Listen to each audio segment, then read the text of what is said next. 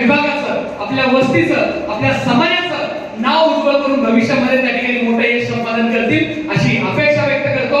त्यांच्या भावी कारकिर्दीसाठी खूप खूप मनापासून शुभेच्छा व्यक्त करतो आणि आलेल्या सर्व मान्यवरांचं संघटनेचा कार्याध्यक्ष या ठिकाणी स्वागत करून या ठिकाणी थांबतो. धन्यवाद. जय हिंद, जय महाराष्ट्र, जय लवजी.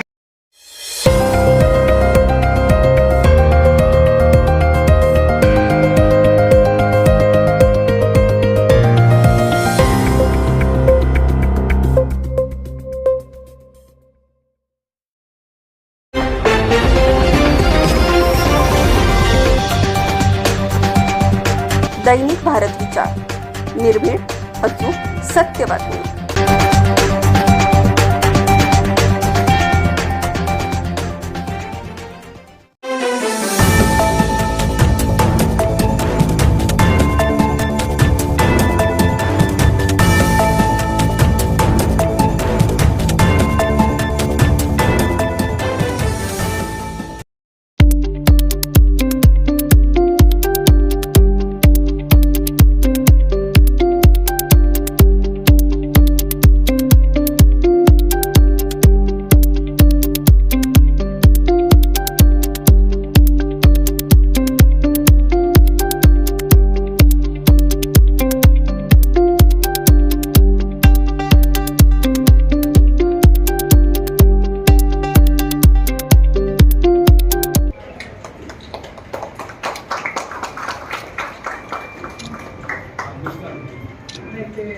समोर समोर समोर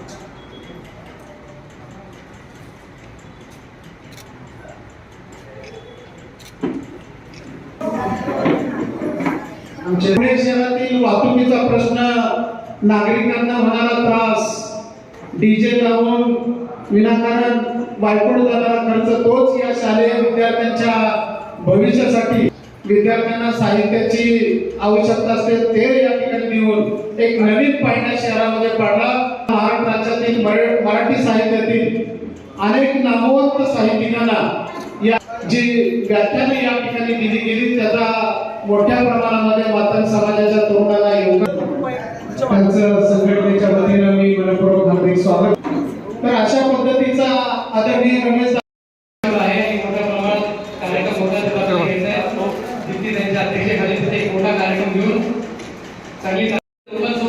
त्यांनी काम केले.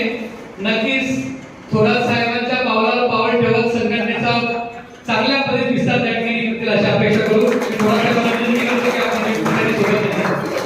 समोर समोर जोरदार टाळ्या वाजवून